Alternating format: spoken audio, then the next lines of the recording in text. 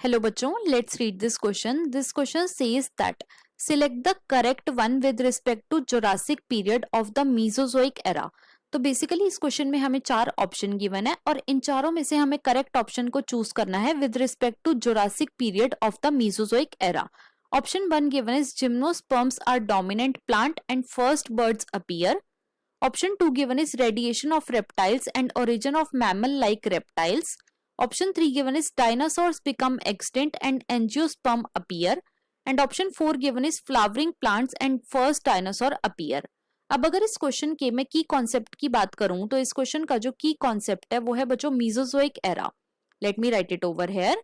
It is Mesozoic era. तो बच्चों Mesozoic era को हम एज ऑफ रेप्टाइल्स भी बोलते हैं. It is also known as age of reptiles. Right. अब जो मीसोजोइक एरा थी इसके अंदर मेनली 3 पीरियड आते हैं. There are 3 periods in Mesozoic era. कौन कौन से? सबसे पहला है ट्रायसिक, दूसरा है जुरासिक और तीसरा होता है बच्चों Cretaceous. It is Cretaceous. Right. अब क्वेश्चन में हमसे बात करी गई है अबाउट जुरासिक पीरियड. तो जो जुरासिक पीरियड था बच्चों, इस पीरियड के अंदर जो डायनासोर थे, डायनासोर इन्होंने डोमिनेट किया था. राइट. और साथ ही साथ जो जिम्नोस्पर्म्स थे, जिम्नोस्पर्म इन्होंने भी डोमिनेट किया था. अब देखो एक एक करके हम अपनी सारी स्टेटमेंट्स को चेक करेंगे.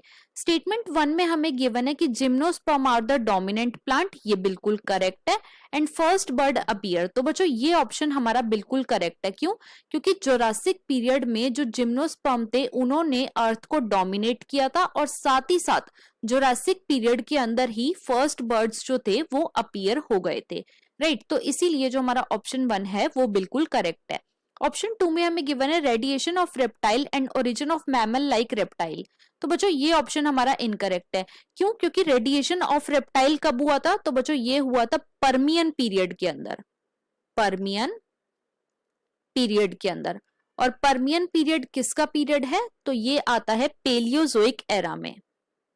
पेलियोजोइक एरा में. राइट.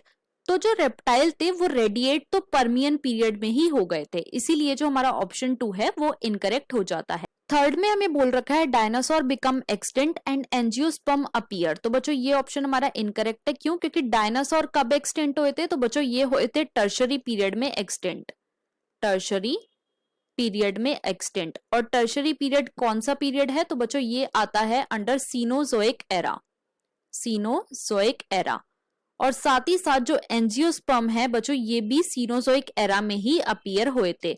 तो इसीलिए जो हमारा थर्ड ऑप्शन है वो भी इनकरेक्ट हो जाता है. फोर्थ में हमें गिवन है flowering plants and first dinosaur appear. तो बच्चों ये भी इनकरेक्ट है. क्यों? क्योंकि फ्लावरिंग प्लांट्स मतलब कि एंजियोस्पर्म ये कब इवॉल्व हुए थे या फिर इन्होंने कब डोमिनेट करा था? तो इन्होंने डोमिनेट करा था ड्यूरिंग सीनोजोइक एरा. तो इसके अकॉर्डिंग जो हमारा मोस्ट अप्रोप्रिएट ऑप्शन है वो है option number 1. So the final answer of this question is option number 1. I hope you understood it well. Best of luck.